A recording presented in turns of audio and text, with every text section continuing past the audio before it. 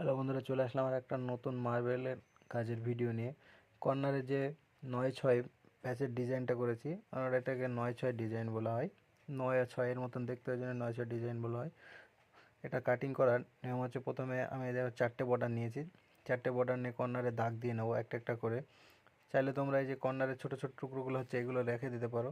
অনেক সময় রেখে দিলে এগুলো মানে উঠে যায়, মশলা যখন তোলা হয় তখন উঠে যায়।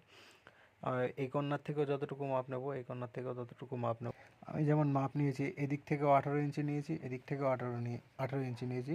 তোমরা চাইলে তোমাদের যেমন বর্ডারের মাপ হবে ঠিক তেমনভাবে নিতে পারবে। এটা মাপ নেওয়ার পরে কর্নার টু কর্নার দাগ দিয়ে নেওয়ার পরে এটাকে কাটিং করে এটা পাথরটা ভেঙে তুলে দিতে হবে। যেটুকু কাটিং করে বাদ যাবে সেটা তুলে দিতে হবে। তুলে দেওয়ার পরে এই যে বর্ডারটা করছি, এই বর্ডারটা সেটিং করে নিতে হবে।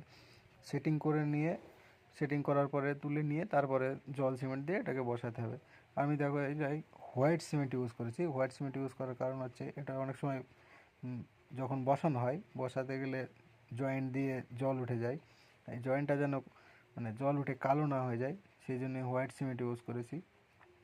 ভিডিওটা কেমন লেগেছে কমেন্টে অবশ্যই জানাবে।